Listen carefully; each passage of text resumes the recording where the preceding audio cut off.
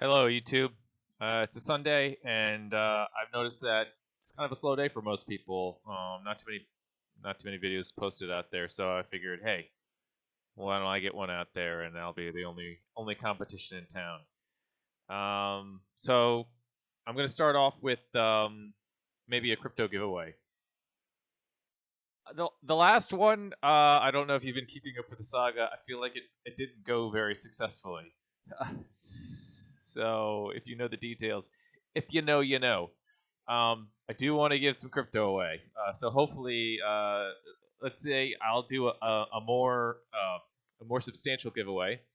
I'm gonna say I'll celebrate a milestone. I'm almost to 200 subscribers. If I can get to 200 subscribers, I'll give away $200 of crypto.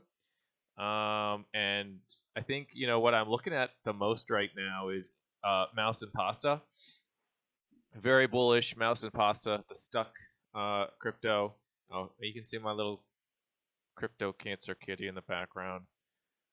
He's got a collar on so he doesn't scratch the little part of his head that's bad for him. But he's still a little live. He's still pretty lively. Yeah, I want to give away some stuck.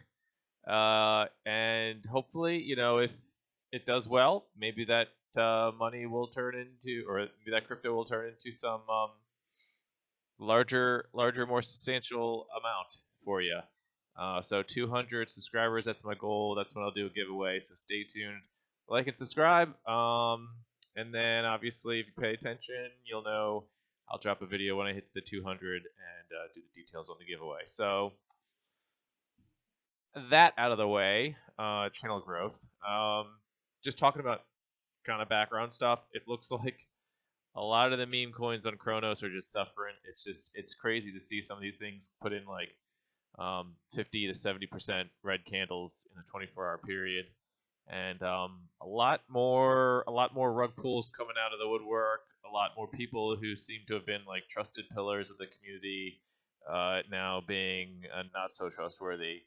And I guess that's just the growing pains that we're going to go through. That happens pretty much everywhere all the time. So, I don't see any reason why we would be immune to that. But that being said, and I did have this discussion with someone the other day too, is I do feel like the Crow community, or the Crow-munity that I don't know if I've termed that or not. I kind of typed it lazily the other day, and I was like, oh, that sounds pretty good. And I don't think I've heard anyone. I don't think I've consciously absorbed anyone using that before, Crow-munity. So let me know if maybe that's something I can coin, and have the popularity on that take off. Yeah, the Crow-munity. I feel like the community is pretty tight knit. It's not too toxic as far as internet communities go. Pretty supportive, pretty positive. Good engagement, good interaction.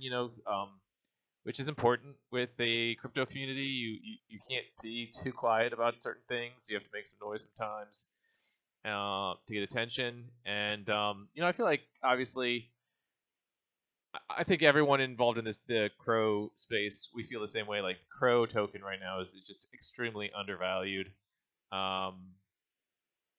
You look at the all-time highs in the past of like near $1, and we're arguably halfway through the bull market, and Bitcoin's back to near all-time highs.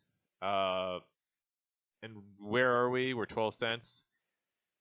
Maybe looking like we might even lose that right now today. And there's a lot more catalysts that seem like maybe we should just be way more bullish than we are right now. Like, it doesn't seem like the market is absorbed. I guess the more bullish aspects of Crow, but the market's right until it's not. So I think I'm continuing to just be fundamentally bullish on the project, although unsure of when the realization is going to happen for the rest of the market. I mean, that being said, yeah, it's still a good community to be involved in, and I'm holding my position. And I've had mixed feelings about the usage and perks of the app, the pros and cons. I wish we had the exchange in the U.S. Spoiler alert! I guess I just gave away I'm in the U.S. Probably couldn't have told by my accent or anything. But yeah, Crow, I'm bullish. I'm still trying to get more. Honestly, that's the only reason I'm doing these meme coin plays is I want more Crow. I want more Crow. At the end of the day, I'm hoping it just translates into a bigger bag of Crow, and eventually, I'll unlock. I'm trying to unlock more and more perks, and at some point, also maybe just enough money I'll pull out to cover some small expenses. But like I'm gonna hold a good portion of my bag for the foreseeable future to maintain. I like the card rewards.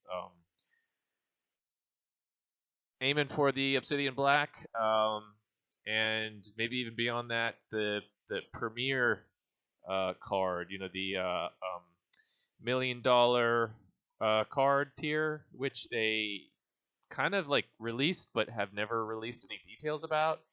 Maybe you actually have to have the million in your account before you can even see it. But like when I look at the website, they still look like they haven't like released any details. So I don't know if it's like lucrative enough to be like, yeah, I want $1 million in my account so I get this card or not. It could be not worth it. One of the biggest things I can see for the risk of, or at least, yeah, I mean, for the risk of getting $1 million in your account for that card, or having $1 million in your account, period, is like, the whole thing about crypto is self custody. And if you have $1 million in your crypto.com account, it's not self custodied. And not that I think that the crypto.com is close to or will rug pull and go bankrupt on us like last year so many other companies did. In fact, the other way around, I think having survived that level of FUD, I mean, if you lived through it, it was just it was extreme. I mean, there were runs on the bank, the crypto.com bank, basically. People thought, oh, like crypto.com was in danger of failing, just like FTX or whatever, and they honored all the withdrawals. They kept on ticking, kept on doing their thing. Honestly, that gave me more confidence rather than less, if anything, that they are operating above board, have what they need to have to honor withdrawals, and they got a lot of flack, but I don't think anyone really gave them the credit that they kept on ticking. So yeah, I don't think that there's too high. There's always a risk though, because I didn't think BlockFi was going to go under either. I didn't think Celsius was going to go under. I didn't think Gemini was going to have problems, but like they did. They all. And I was caught in every single one. Everything that went bankrupt, you name it, I was in it. So I lost. It was a bad time. But so you do have to like still acknowledge that risk there, right? Like even though like fundamentally I'm more secure since they made it through, you still have to acknowledge there's some sort of risk. Like what if they turned around and started becoming degens after the fact, or something else will trigger eventually down the road. Like it's possible. So if you have $1 million in your account, there's a risk of that $1 million going goodbye, or at least like even if you go through the bankruptcy procedures, and you might take a haircut on that, like get 25-50% of it back, maybe. If it worst case scenario, maybe 10%, 15%. And yeah, it seems like a lot of risk if it's if it's not a big amount. If it's not a big position for you, then go for it. But I think most of the people you talk to, $1 million is going to be something something that they want to keep an eye on, maybe themselves. So I'm not sure that amount of wealth in the app is something I would probably maintain at my current whale status at least. That might change. I don't know. Maybe I get to the point where $1 million doesn't mean anything to me. Wouldn't that be nice? But the $400,000 card, the Obsidian Black card, I feel like I might actually take that risk.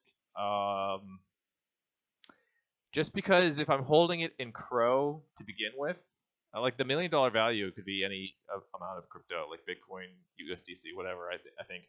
But the card tier for the Obsidian itself in Crow, my thought process is that if I have that much Crow, and Crypto.com goes BK or has some serious problems where you can't take out of the platform, I don't think it's going to matter if I have that Crow in self custody or DeFi or wherever it's held. I think that Crow is going to devalue to zero or close to zero anyways. So if there's a certain amount that I'm kind of comfortable just holding in Crow anyways, like that Obsidian Black card tier, I don't have too much of a. I mean, obviously, I'd prefer it wouldn't have to be locked up for the card, but that's the way it is. But I don't see it being a huge deterrent to keep it on the app because wherever it is, if they have problems, it's going to devalue, right? I mean, I guess if you keep it on Coinbase, you could hit the sell button a lot quicker or something. But that's my thought process. Let me know what you guys are thinking, paying attention to. If I rambled sufficiently, yeah,